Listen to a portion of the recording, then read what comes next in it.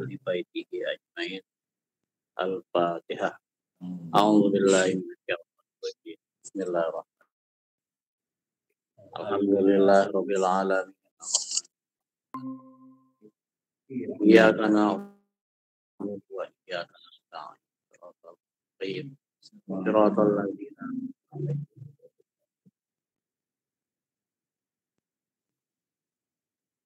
Bilaru Syekh Al-Imam Burhan Al-Islami Al-Zarnuji Al-Fatihah. A'udzu billahi minasyaitonir rajim. Bismillahirrahmanirrahim. Alhamdulillahirabbil alamin. Iyyaka na'budu wa iyyaka nasta'in. Shiratal Shiratal ladzina an'amta 'alaihim ghairil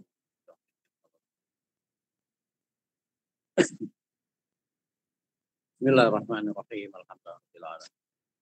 Wassalatu wassalamu ala asyrafil anbiya'i wal mursalin sayyidina Muhammadin wa ala alihi wa sahbihi ajma'in amma ba'd. Fa inna asdaqal hadithi kitabullah wa khairul hadi hadi Rasulillah wa syarrul umuri muhdatsatuha wa kullu muhdatsatin bid'ah wa kullu bid'atin dhalalah wa kullu dhalalatin finnar. Wa sanadil muttasili ilal imamil muallif rahimahullah ta'ala wa nafa'ana bi ulumi fid-dharain. Aqol wa man kana lahu malun katsirun. Halaman 50 kitab Ta'limut Ta'lim. Wa man dan siapa kana lahu malun katsirun yang punya banyak harta. Fala yabkhulu maka jangan yang dia bakhil atau pelit. Wayam bagi dan seharusnya atau seyogianya ayat ta'awaza mohon ampun billah, mohon perlindungan billahi kepada Allah minal bukhli dari sifat kikir, bakhil, pelit, medit, koret.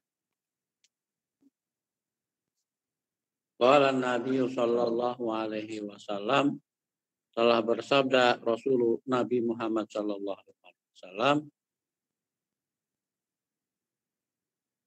ayyudain adwa'u minal bukhli.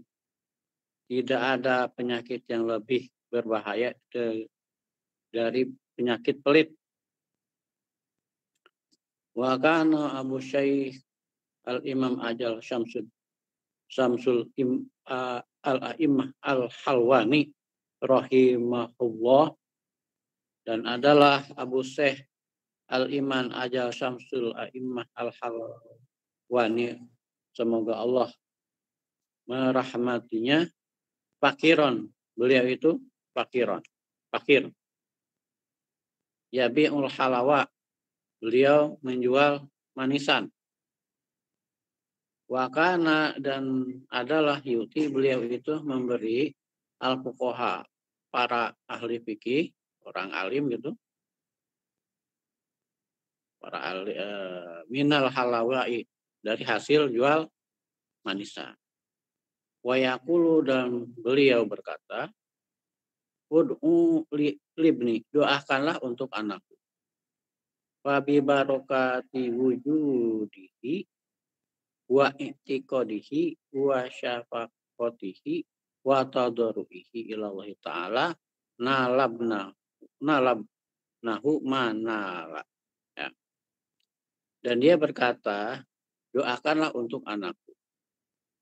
Nah, maka karena barokah bajudihi pabi barokati judihi, dan karena barokah sikap dermawannya, wa i'tiqadihi, dan i'tiqadnya, wa syafaqatihi, dan sifat welas asihnya, wa tadarruihi, dan sikap rendah hatinya ilallahi kepada Allah Ta'ala, nala mendapatkan ibnuhu, nih seharusnya ibnuhu ya, nala ibnuhu mendapatkan anaknya itu, manala apa yang diharapkan gitu. Hah? Nala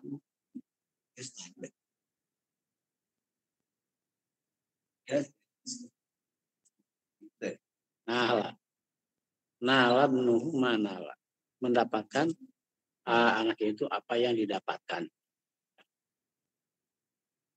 Jadi itu paragraf ini membicarakan tentang tidak bolehnya orang itu pelit. Gitu.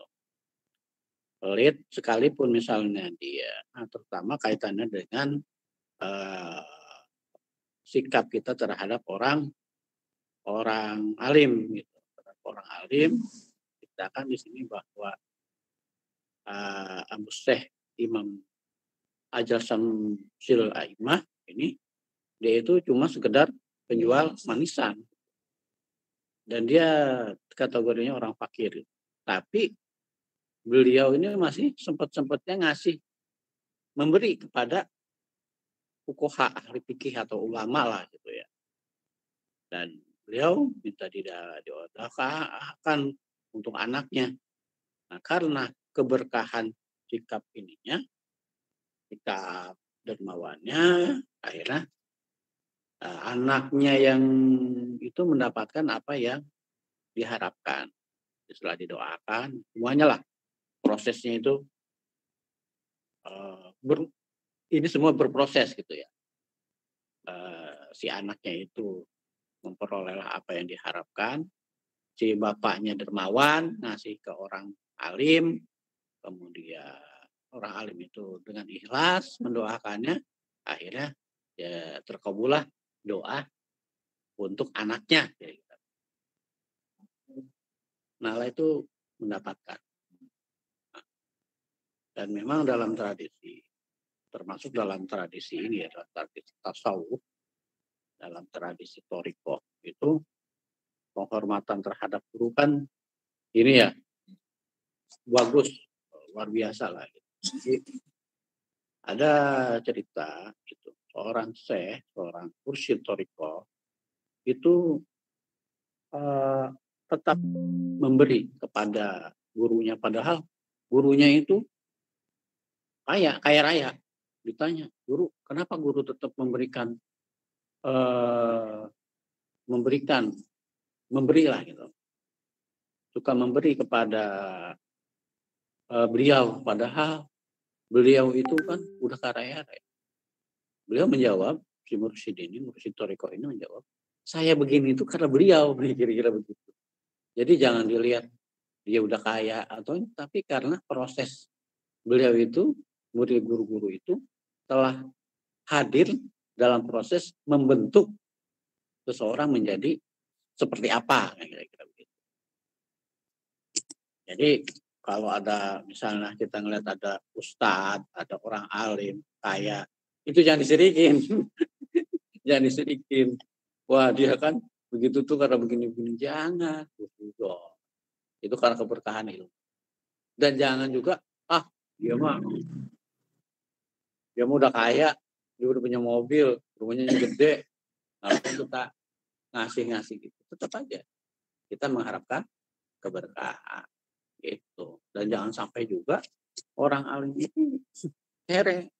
Karena kalau sampai orang alim itu kere, ya kalau secara sosial itu marwah kita sebagai umat itu jatuh gitu loh. Kalau misalnya para ustadz, para dai, para ya orang-orang yang mengikuti agama pada kaya kan kita juga sebagai umat bangga. Tuh, misalnya dia cuma guru ngaji istilahnya itu, tapi barokahnya punya mobil, punya bank gede, punya istrinya berapa? Satu aja istrinya. Pokoknya kecukupan gitu. Itu kebanggaan. Jangan sampai ada guru ngaji kelihatan kere, bajunya nggak ganti-ganti, terus juga motornya udah kadaluarsa. Jangan saya begitu. Kita sebagai umat, bagian dari umat itu harus ikut prihatin memikirkan nasib orang-orang yang menekuni dunia dakwah. Walaupun misalnya mereka itu nggak meminta, kita seharusnya yang tergerak hati. Ya, maksudnya kita biar ada pikiran juga gitu. Gitu, kita kumpulkan, gitu, kita berikan. Nah, kenapa? Itu menyangkut marwah kita sebagai umat, ya, umat Islam. Ya, kalau di sebelah sono kan itu ada kewajiban 10%. 10% dikumpulkan kemudian dikasih jadi semacam gaji. Ini kita kan tidak ada. Ya, misalnya imam tetap musola Darul Ibadah mendapatkan mendapatkan gaji sekian, kan nggak ada. Ya, nggak ada, tapi ya Allah yang gaji. Tapi dalam konteks keumatan ini harus kita pikirkan. Kemudian wayastari bil mali dan membelanjakan dengan hartanya itu al-kutub, kitab-kitab. Ya. Jadi kitab itu kita harus beli, gitu kan. Nah, di sini alhamdulillah ada yang suka beliin kitab, amin ya rabbal alamin. Semoga barokah hartanya, amin ya rabbal alamin. Biar nambah lancar dan biar nambah hartanya aja ya Pak Niman ya. Biar terus nambah hartanya. Ya kalau menambah yang lainnya itu terserah kepada beliau. Wa yastaqtibu. Fayakunu, maka adalah aunan menjadi penolong ala ta'alumi dalam proses belajar. Wa tafaquhi dan memahami. Itu jadi apa yang kita belanjakan itu akan menolong proses kita paham. Jadi kalau kita mau belajar itu udah pelit gitu, ya bagaimana mau paham gitu, apa-apa mau gratis gitu. Orang ke toiletnya juga bayar gitu kan. Ini apa yang kita belanjakan untuk kebutuhan belajar menuntut ilmu itu akan menambah cepat proses kita memahami, paham dan mendapatkan ilmu yang kita tuntut. Wa qad kana limuha. Nah, makanya begini ya. Sebenarnya memang di Indonesia di Jakarta dan di Indonesia lah ya. Alhamdulillah memang pendidikan gratis ya, dan memang itu sebenarnya kewajiban negara. Tapi sebenarnya kalau dilihat secara rinci, sebenarnya dana yang diberikan oleh pemerintah itu sebenarnya tidak mencukupi. Kenapa saya bilang gitu? Ya karena saya pernah jadi kepala sekolah dah, urus yayasan gitu. Saya menghitung-hitung jumlah biaya yang harusnya dikeluarkan dalam pendidikan orang per orang itu mestinya berapa. Ternyata memang nggak cukup. Karena itu kalau misalnya pihak sekolah itu meminta tambahan, kasih. Dan jangan ada rasa gerundel. Katanya udah dapat dari pemerintah, katanya udah dapat dari bos, katanya ada ini. Nggak cukup. Memang bilang nggak cukup. Misalnya satu orang idealnya untuk sebuah proses pendidikan itu butuhnya 2 atau 300.000 per orang. Kemudian yang di-cover oleh pemerintah itu cuma 100.000. Nah sebenarnya 100.000 ini harus disubsidi oleh orang tua. Nah orang tua dalam hal ini ya harus secara ikhlas memberikan. Jangan pakai protes. Nanti ujung-ujungnya si anak itu nggak bakal berkah dapat ilmu. Kenapa? Terlalu banyak protes. Nah, kenapa? Nggak ikhlas. Gitu. Kenapa? Karena disebutkan di sini bahwa kalau harta yang kita keluarkan untuk belajar itu akan menambah cepatnya orang bisa menguasai paham terhadap ilmu yang dipelajari. Ya kalau misalnya 100.000 ngasih uang ke sekolah, kayaknya untuk orang di Jakarta nggak sulit. Dibandingkan misalnya, maaf ya, rokoknya tiap hari berapa? 20.000. 20.000 kali 30, 600.000. 600.000 buat rokok dibandingkan sama 100.000 buat biaya pendidikan kan masih jomplang. Nah, buat rokok, buat jajan bisa ratus ribuan, buat jalan-jalan bisa banyak. Tapi kenapa giliran buat dana pendidikan ngeluarin 100.000, gerundelnya pakai protes yang panjang-panjang. Ini kan nggak fair gitu. Nah, kita berikan saja. Sekolah minta berapa? 100.000 kasih. Minta 200.000 kasih. Ikhlas lillahi ta'ala. Kenapa? ke anak kita nanti akan menambah barokah, dia mendapatkan ilmu yang barokah, dan kalau ilmu yang barokah nanti mudah-mudahan anak kita itu akan mudah dalam setelah dia lulus apa pekerjaan kayak yang enak gitu, atau dia dapat yang lainnya lah, kalau jodoh jauh kan gitu ya, dapat yang udah lulus nggak susah-susah, nyari nggak pakai nenteng-nenteng ijazah, lamar perusahaan ke sono kemari, tapi malah orang yang manggil, anak ibu, anak bapak kan lulus ini, saya lagi butuh nih, itu bisa begitu. Jadi yang kita keluarkan 100.000 tiap bulan, 200.000 tiap bulan, itu akan berbalas dengan kemudahan yang diberikan oleh Allah Subhanahu. Jadi kita mikir yang begitu.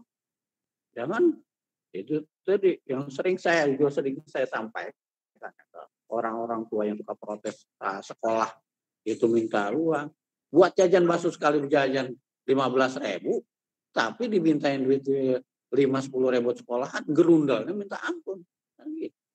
Padahal kan bakso ujung-ujungnya jadi apaan? Kalau yang 5.000, 10.000, 20.000 yang kita kasih, ujung-ujungnya akan menambahkan keberkahan si anak kita dalam bentuk ilmu. Jadi gitu, kasih aja. Nggak usah pakai debat-debat. Itu sebagai catatan. Adapun misalnya di pihak yayasan, di pihak sekolah ada begini-begini, itu terserah deh. Kembalikan gitu. Katanya sekolahnya itu birokrasinya begini, yayasan birokrasinya itu terserah deh. Yang penting kita lillahi ta'ala, anak kita sekolahkan. Dah, mudah-mudahan dapat ilmu yang barokah. Gitu. Karena apa? Kalau kita menuntut guru, yayasan, sekolah sempurna, ya kita aja yang anak kita aja kita sekolahin sendiri, homeschooling. Kan begitu. Mampu apa enggak? Kan waktu zaman pandemi kan baru ngerasain bagaimana susahnya jadi guru. Apa online ya, belajar di rumah lah susah ya ngajar, ketahuan susah, makanya hargailah itu ngadepin anak satu. Gimana guru ngadepin anak kelas itu 40, apa kagak pusing? Yang satu lagi kelas 1, kelas 2, yang satu bercanda, yang satu teriak-teriak, yang satu nangis. Masya Allah, bayangin ngadepin anak satu aja udah pusing. Ada yang BA, Masya Allah. Jadi hargailah guru, apapun gurunya, guru sekolah, guru apa, ya termasuk misalnya guru silat, ya hormatin juga. Jadi semua guru harus kita hormat. Karena apa? Laulal murabi ma'arabtu, kalau bukan karena murabi, maksudnya pembimbing, guru, kita nggak tahu Tuhan. Begitu. Karena jasa seorang guru lah. Ya saya jadi ingat ya waktu dulu madrasah itu ada guru saya, ya Pak Ustadz Jeli, ya ada namanya Bu Enak dulu telaten belum ngajarin kita ini Budi, ini Bapak Budi dan sebagainya gitu, telaten setahun gitu. Waktu itu saya tuh ada sekitar 25 orang itu. Kita waktu itu belum kenal bagaimana pokoknya diajar. Alhamdulillah karena jasa-jasa beliau kita bisa kenal huruf. Bukan cuma ini Budi, juga bapaknya Budi sama anaknya Budi juga kita kenal kan. Itulah jasa guru ya, kita harus hormati. Gitu. Itu ya. Jadi hormatilah guru. Laulal murabi ma'araf murabi. Karena kalau bukan karena jasa guru, kita nggak kenal Tuhan. Apalagi gitu kalau bicara gurunya guru spiritual, guru tasawuf, guru thariqah gitu, itu beda lagi lah. Kita bicara guru yang biasa, guru sekolah, guru ngaji lekar gitu, guru ngaji lekar yang ngajarin Iqra dari baba, itu hormatin gitu. Kenapa? Karena dia bisa baca Quran awal dari baba, buku, bibi dan sebagainya. Dari dasarnya. Nggak ujuk-ujuk orang itu bisa baca Quran gaya Muhammad. Muhammad juga awalnya kan dia mungkin bacanya bukan Iqra, pakai Baghdadiyah. Kita lanjutkan lagi. Wa qad kana li Muhammad bin Hasan, dan adalah Muhammad bin Hasan malun kasirun, dia punya harta yang banyak. Hatta kana lahu salatu mi'atin minal wala'i. Sampai beliau itu mempunyai 300 wakil. Waduh, alamalihi untuk urusan hartanya. Waduh, ini konglomerat kalau sekarangnya. Wa anfaquhu wa anfaqahu kullahu, ini harusnya kullahu, fil ilmi wal fikih. Beliau menafkahkan semuanya untuk ilmu dan kegiatan maksudnya pemahaman ya, untuk kegiatan ilmu, kegiatan ilmiah. Jadi konglomerat ini dia atak, dia menafkahkan, dia pakai semuanya itu untuk kegiatan ilmiah. Jadi begitu. Orang-orang dulu tuh, para pendahulu kita, sikapnya terhadap itu. Dan konon katanya, ini kita juga harus tahu, mencari sumber yang benar, informasi yang benar. Katanya dulu, para ulama itu hasil karangan bukunya itu ditimbang dengan emas. Kenapa para ulama dulu, selain mereka memang cinta kepada ilmu ya, tapi dari pihak penguasa itu sangat menghargai ilmu. Jadi nulis kitab ditimbang pakai emas. Kalau kitabnya itu harga ditimbang ada 1 kilo, dibayar 1 kilo. Jadi semangat. Itu terutama pada masa pemerintahan jasa nulis kitab. Kan para ulama dulu kan kita tahu kitab itu banyak butuh nulis kitab 20 jilid, 10 jilid, paling kecil 1 jilid. Tapi itu juga 1 jilidnya ulama dulu itu kalau kita baca puyang kan gitu ya. Nah, penghargaan dari penguasa, dari pemerintah itu ditimbang setelah selesai ditimbang. Kalau misalnya kitabnya di 20 jilid berarti kan misalnya taruhlah 20 kilo. 20 kilo kali sekarang berapa? 2 miliar kali ya. 2 miliar dihargai. Itulah para penguasa Islam, para sultan di zaman pemerintahan Abbasiyah dan yang lainnya itu menghargai jerih payah para ulama. Nah, makanya jadi berkah. Dan ilmu pengetahuan pada zaman dulu ya, itu pada masa pemerintahan Abbasiyah dan sampai berapa ratus tahun kemudian itu tumbuh di dunia Islam. Nah, kalau kita kan sekarang di Indonesia misalnya nulis buku itu kan sistemnya royalti. Royalti itu beberapa persen diterima setelah 6 bulan. Kalau bukunya laku, kalau nggak laku ya cuma sekedar nama. Misalnya saya nulis buku tentang apalah, ya cuma sekedar nama aja, tapi penghasilan kurang. Kecuali kalau memang bukunya bestseller. Ya. Nah, kalau dulu buku itu memang tidak dicetak untuk diperjualbelikan, buku dicetak itu untuk khazanah ilmu pengetahuan. Yang sudah membayar itu raja, sultan, gitu. Kita lanjutkan saja. Nah, dan ini juga sikap dari Pak konglomeratnya seperti itu. Dia punya taruhlah salah satu mi'ah ini 300 perwakilan tuh maksudnya kalau perusahaan misalnya 300 cabang.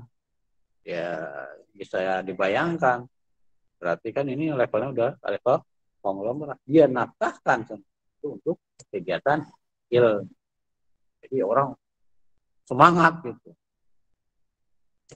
Walam ya begolahu taubun nafisu, dan tidak tersisa baginya taubun nafisun, baju yang berharga. Iya sampai begitu. Walam ya begolahu taubun nafisun, sampai dia nggak punya baju yang berharga saking cintanya terhadap ilmu, semuanya dinafkahkan.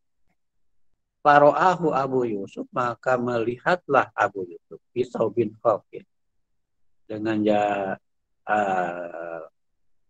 baju yang sederhana lah. Faro'a fa'arsala ilahi siaban nafisatan.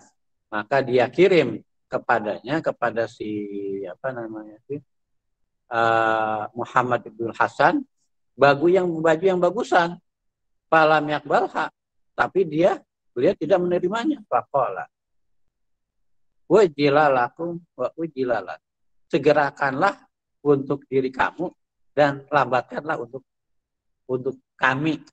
Maksudnya buat lu aja dah, gak usah buat gua. Kira-kira begitu ya. Kalau bahasa Betawi selengnya, gitu kan. Buat lu aja deh, jangan buat gua. Ujila lakum wa ujila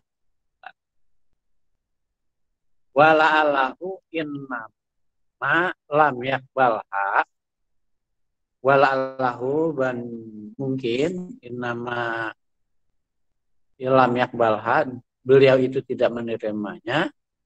Wa in kana qabulul hadiyati sunatan, sekalipun menerima hadiah itu adalah sunnah ya, menerima hadiah itu sunnah ya. Nah, sunnah. Kita kalau dikasih sesuatu sama orang itu sunnah untuk menerimanya. Dan jelek kalau kita menolak. Karena apa? Kalau kita menolak pemberian orang itu bakal tersinggung. Nah, kita nggak boleh minta-minta sama orang, tapi kalau kita dikasih, terima. Jangan sampai ditolak. Mau dikasih apa kek? Apalagi gede. Itu. Misalnya ada orang misalnya kelihatan nggak punya gitu ya. Dia karena senang sama kita, aja kasih misalnya tuh. Nah kita kan nggak minta, kita terima. Kenapa? Ya terutama ya kalau misalnya kelihatannya orang itu kere, nggak punya. Apa yang dia berikan, wah kalau ini sunahnya sunah banget. Kenapa? Menghargai dia. Beda kalau misalnya yang ngasih itu orang kelihatan ada kan gitu. Dia terima kan. Walaupun misalnya kita tolak itu akan ada rasa tersinggung. Tapi akan lebih tersinggung lagi kalau misalnya orang itu kelihatan nggak punya, ngasih ke kita tolak. Dia ini, kalau dia bakal balik begini.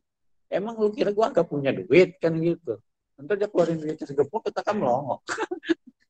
Ya, jadi gitu. Jadi sekalipun bagaimanapun status sosial orang, kalau dia memberi kita harus terima. Sunnah penghargaan terhadap orang-orang. Tapi kita juga jangan celamitan jadi orang. Minta. Traktir gue dong. Anu gue dong. Nggak gitu. Nggak boleh. Nanti di hari kiamat orang yang suka mentraktir itu kayak kagak punya muka. Itu kenapa? Karena nggak ada rasa malu. Tapi kalau orang yang suka traktir orang, pahalanya gitu. Pak, jangan disangka traktir itu nggak pahala. Nyenengin orang, idholu surur. Ya. Wa in kana qabul hadiah sunnatun, sekalipun menerima hadiah itu sunnah, lima ra'a fi dzalika mazallatun linaf.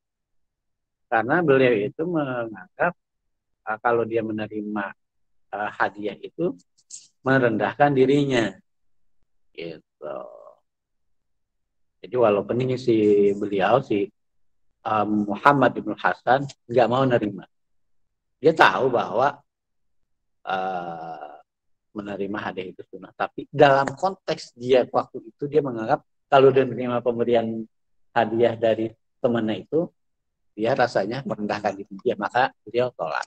Ini kondisional ya, kondisional. Kita juga begitu secara umum bahwa kita menerima hadiah itu sunnah, tapi karena kalau kondisinya memang ketika gitu kita harus tolak, dan kita tahu gitu, wah kalau ini kita bisa merendahkan diri. Kayak kasus misalnya beginilah, kasus misalnya ini dari tahun politik ya, itu kan para caleg para apa kan udah menebar duit kan ya, menebar duit. Nah pada posisi kan itu kan katakan itu hadiah. Nah kalau kondisinya kayak begitu kita harus tolak. Kenapa? Money politik. Itu. Jadi kita kalau harus kondisikannya seperti itu. Ada maksud. Jadi itu tidak berlaku keumuman sunnahnya menerima hadiah. Kalau kondisi kayak begitu kita tolak kan. Kenapa? Karena itu dalam politik, dalam politik sekarang itu termasuk yang merusak demokrasi kita. Tolak aja. Jangan juga ada istilah ambil duitnya kita coblos jalan. Nggak bisa. Orang Indonesia nggak bisa. Kalau mulutnya udah dimasukin duit banyak, itu udah kagak usah ngomong. Iya, ini kita tolak aja. Well, tolak. Nggak usah ngasih apa-apa. Saya akan memilih sesuai dengan nurani saya. Anda silakan kasih ke yang lain. Kali aja yang lain gak mau. Yang lain mau. Sama yang lain juga punya prinsip yang sama. Stop dah kayak begitu. Jangan dikasih 10-20 ribu, selesai urusan. Dicoblos. Sengsaranya 5 tahun. Apalagi nambah lagi 10 tahun. Minta nambah lagi. Ya, tambah. Ini aja. Orang udah muda. Kan. Timbang duit 50 ribu, 100 ribu. Kemudian qala Rasulullah sallallahu alaihi wasallam, bersabda Rasulullah sallallahu alaihi wasallam, laisa lil mu'min, bukanlah orang mukmin ayyuzilla nafsahu, orang yang suka merendahkan diri. Jadi orang muslim itu nggak boleh merendahkan diri dengan sering minta-minta. Ya. Apa namanya, kan ada hadis al-yadul ya khairum minal hadis supla. Waladul fikatu wasuflah yasa ilat. Tangan yang di atas lebih baik dari tangan yang di bawah. Yang di atas itu adalah yang suka memberi, yang di bawah yang suka meminta. Gitu. Dalam kondisi misalnya kita nggak punya sekalipun, kita jangan sampai merendahkan, menistakan diri kita menjadi peminta-minta. Ya sebenarnya kayak yang itu namanya komunis itu adalah halal apa halal? Kalau bicara halal, halal. Tapi tidak nggak toyiban. Kan bicara halalan toyiban. Halal mah halal. Tapi itu tidak toyib, tidak baik. Kenapa? Karena dia menistakan dirinya dengan cara meminta-minta. Gitu. Tapi kita kalau ada orang minta-minta, ya kasih. Mau ada 1.000 kayak 2.000 kayak 5.000, kasih aja. Kalaupun kita mau menolak, kita tolak dengan baik. Jangan kita ngasih sambil kita ngomong yang nyakitin. Hati-hati. Itu pernah ada kejadian, ya, ada kejadian di sini. Di sini pokoknya dibuka di sini, bukan di sini. Di wilayah sini. Ada orang minta-minta. Nih kita diriwayatkan oleh emak saya. Ya, ada katanya orang minta-minta mengatasnamakan masjid. Datanglah dia. Datang seorang. Dia bilang begini, Bu, Pak, betul lah. Kalau emang dia itu waktu itu profesinya pedagang atau apalah, gitu. Kalau mau ngasih yang kayak begini, ya gak usah jauh-jauh. Di sini juga ada. Pergilah sih yang minta sumbangan. Gak lama, bangkrut. Orangnya ada. Gak boleh. Ada orang minta sumbangan ke seseorang. Ada orang minta sumbangan ya gitu ya. Dia mengatasnamakan biar di sini. Dia datang ke seorang itu, kemudian si orang tadi menolak. Dia bilangnya begitu, Bapak, Ibu, kalau mau nyumbang untuk ituan mah jangan usah jauh-jauh. Di sini juga ada. Ngasih mah enggak, ngomongnya begitu. Salah mah bangkrut dia. Karena apa? Dia menolak tapi ngasih. Artinya apa? Kalau emang mau ngasih, qaulun ma'rufun, Allah ma'rufun, khairun min shadaqatin yatba'uha aja. Perkataan yang baik atau permohonan maaf ya, itu lebih baik daripada kita ngasih sambil nyakitin.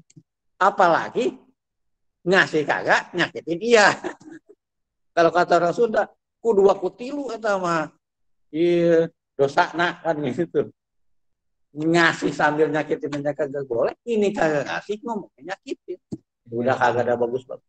Bang, itu kejadiannya diriwayatkan oleh emak saya. Sanadnya sahih karena saya dengarnya langsung.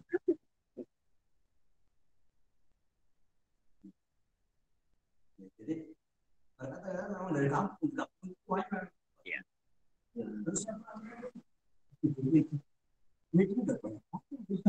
Ya. Itu sorry banget. Ya, memang begitu. Ya, memang begitu. Itu menjadi yang di ini kan kayaknya kita jadi profesi. Tapi artinya begini, kalau kita mau ngasih silakan. Kasih aja, kan itu juga akan menjadi nilai ibadah buat kita. Ada yang sehat banget. Tapi sih kita bisa sehat. Gak usah, paling usah. Kasih aja udah. Kalau mau ngasih, dan itu urusan dinas sosial. Kita nggak usah. Nggak usah nasihatin juga. Kalau kita mau ngasih udah. Ngasih 1.000 udah. Ya silakan. Dia senang aja. Kan bikin senang. Siapapun yang kita bikin senang kan itu pahala. tapi kan kalau menurut saya dengar nih, kalau kita ngasih orang yang masih sehat, pengemis terutama ya, sama aja kita mengajarkan dia supaya dia pemalas. Enggak, itu urusan negara. Itu bukan domain kita. Balik lagi kita mau ngasih aja. Enggak ngasih pun enggak apa-apa. Maaf ya. Udah. Sendiri boleh kan enggak? Hah? Enggak boleh. Pekerjaan hina. Nanti kalau di akhirat berdasarkan yang pernah saya baca, dia itu di akhirat enggak punya muka. Enggak ada dagingnya. Mukanya rata begitu. Enggak boleh. Itu kerjaan hina. Halal tapi enggak thayyib. Gitu. Artinya apa? Enggak boleh, sebenarnya juga enggak boleh. Kadang-kadang dan mereka itu jadi enakan orang kayak gitu dikasih jadi males. Lupa ada bahwa itu Islam melarang. Itu urusan negara. Itu urusan negara. Negara mestinya melakukan penertiban. Gitu. Mau ditangkepin kayak zaman itu urusan negara. Itu bukan domain kita. Karena kalau kita yang begitu, itu terjadi konflik horizontal. Mestinya kayak gitu urusan negara. Negara yang menata. Gitu kan. Kalau misalnya ada, ya pokoknya gitulah, itu urusan negara. Dan kita dalam hal ini harus dibedakan. Logika berpikir yang seperti itu sebenarnya ini kalau bicara agak jauh ya tentang karma dan karma pala dalam Hindu. Tapi itu ini. Kalau di Islam itu nggak ada istilah begitu. Kalau mau kasih, kalau kita nggak ngasih kita tolak aja. Gak usah kita nasihatin begini. Barangkali dia kita kan nggak tahu misalnya ternyata orang itu adalah malaikat yang diutus oleh Allah untuk menguji niat kita, kira-kira enggak gitu.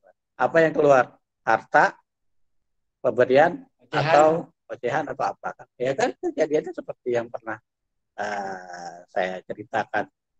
Itu ada ya nyata daerahnya kalau saya tunjukin aduh nggak penting jadi kejadian. Jadi kembali lagi kepada apa namanya? Tapi kalau dulu boleh tadi. Nggak usah. Dumbel tapi dia nggak tahu. Tahu. Kita hidup itu EGP. Emang gue pikirin itu lu pakai apa? Lu mau pakai buat membebanda? Mau pakai bebanda terserah, lu pakai mobil terserah. Yang penting gue udah kasih. Malaikat udah mencatat itu sebagai kebahagiaan. Itu udah.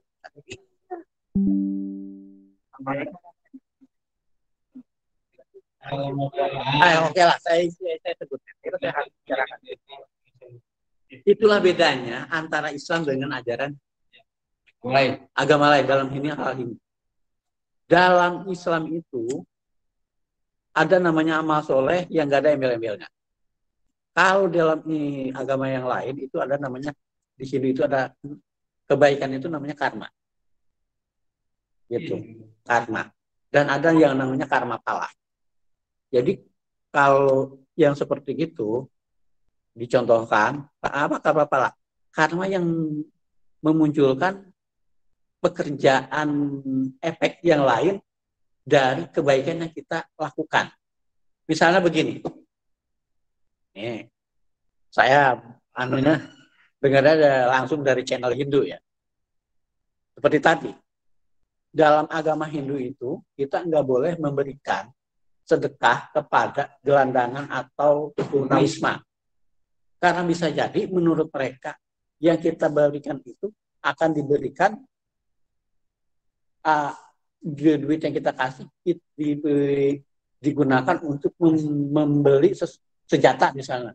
Senjata sebenarnya. Yang senjata ini kemudian dipakai untuk membunuh. Nah, karena kita memberikan itu, kita akan mendapatkan dosa dari pemberian kita. Dalam Islam kan nggak boleh. Kita harus husnuzon. Kita kasih duit nih, gua kasih duit. Ada orang minta-minta, kita ngasih 1.000, terserah kan gitu. Kita harus husnuzon. Dia pakai buat makan. Udah. Ya kan kita nggak bisa milih-milih. Mana kita nggak bisa tahu mana pengemis yang benar-benar pengemis, mana pengemis yang dibuat ini kan kita nggak tahu. Tapi kalau pengamen kan gimana pengamen? Lebih pengamen kasih, Ya, sama aja. Kasihnya tunjangan hidup ke dia kan. Nah, ada yang begitu. Kalau kita masih berpikir, wah nanti begini-begini, itu kita masih berpikir cara karma palanya Hindu. Nggak boleh, kita harus husnuzon. Terserah, lu mau pakai apa? Yang penting udah keluarin. Ya, karma pala, punya Karma imbalan dan pala. imbasnya. Iya, karma yang itu akan menimbulkan efek kegiatan aktivitas yang berantai dari karma yang kita perbuat. Itu namanya karma pala. Dan kita di Islam tidak mengenal karma pala. Kita lakukan udah terserah Allah. Gitu. Dan terserah kepada yang bersangkutan dia mau ngapain. Dan EGP ada pengamen datang. Crang. Ada yang kalau ke situ, kalau ke rumah mama saya pasti nyanyi Islam. Lu tahu soalnya Bu Haji, disebutnya Bu Haji. Dan yang kita ada ngasih juga, kalau saya ngasih disebutnya Pak Haji. Amin ya robbal alamin. Begitu.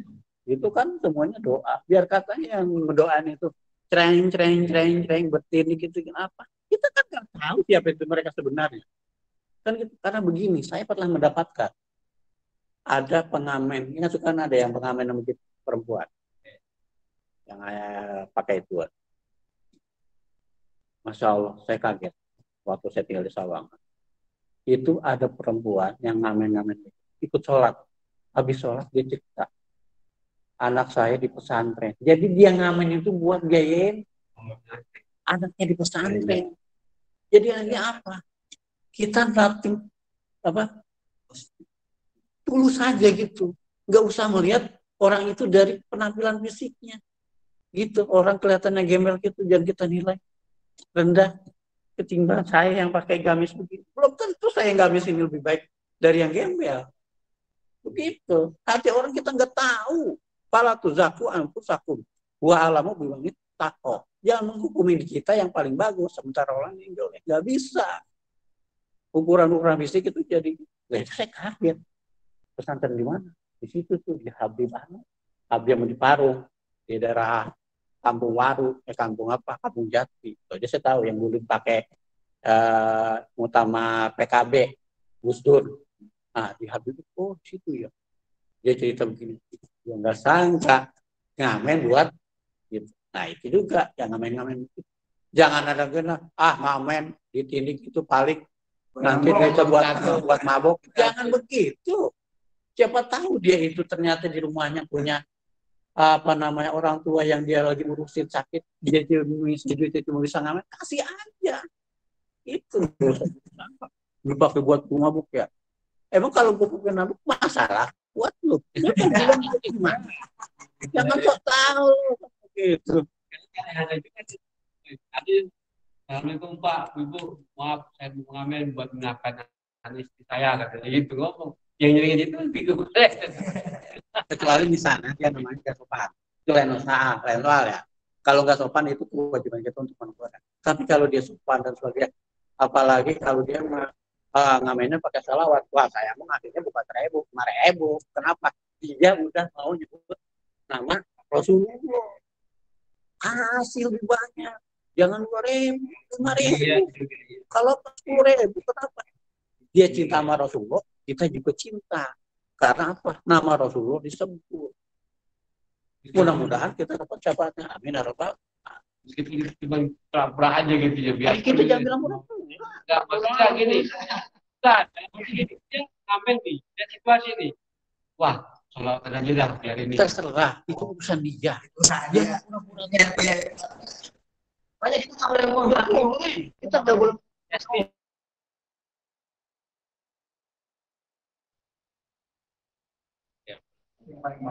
itu yang paling baik. Pokoknya itu bisa Pak EJP, emang gue pikirin. Oh Rasulullah di sana. Jam berapa udah? Ya udah. Saya kira itu saja, nanti insya Allah kita lanjutkan lagi kepada wahufi'an nasih wallahu alam bishawab. Saya kira itu saja. Ini adalah nasihat untuk diri saya pribadi. Ya. Mudah-mudahan juga kita bisa ambil hikmahnya. Saya mohon maaf kalau dalam penyampaian banyak yang tidak berkenan. Kita akhiri dengan salam. Ada pertanyaan nggak? 3 menit lagi nih menuju jam 6. Sudut. Nah.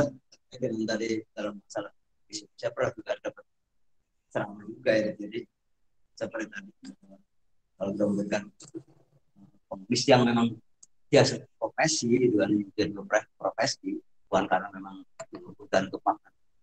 Jadi tadi itu jadi mengajarkan sampai pernah jadi mengajarkan itu makan, kemudian dia tidak lain-lain lah intinya gitu. Ya jadi kan begini ya.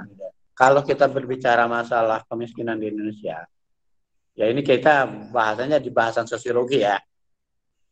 Kalau kita mau bicara tentang kemiskinan di Indonesia itu adalah sisi kemiskinan yang terjadi akibat sistem politik, ya, kemiskinan dan kemalasan, ya. Dengan sistem ekonomi politik yang seperti sekarang di Indonesia, orang itu tidak termotivasi untuk menjadi pekerja keras. Kenapa? Karena kalau bekerja keras juga hasilnya nggak terlalu dihargai oleh sistem politik kita. Kita ini banyak yang rajin, tapi tidak mendapatkan apa. Kenapa? Karena itu sistem politik tadi, gitu. Nah, pengemis yang terjadi di Indonesia, banyaknya pengemis di Indonesia itu terjadi juga karena sistem politik. Maka penyelesaiannya bukan secara mikro, tetapi secara makro. Mikro itu begitu tadi. Ini menurut saya ya. Kita nasihatin begini. Nggak bisa. Kenapa? Karena dia udah terorganisir. Sesuatu yang terorganisir. Ini domainnya domain mikro. Tapi penyelesaiannya secara sistem politik. Gitu. Bagaimana caranya? Ya dinas sosial. Dan bikin sistem ekonomi politik di Indonesia yang fair, yang jujur. Yang orang kalau kerja keras bisa dapat hasil. Yang nggak kerja keras, yang nggak dapat hasil.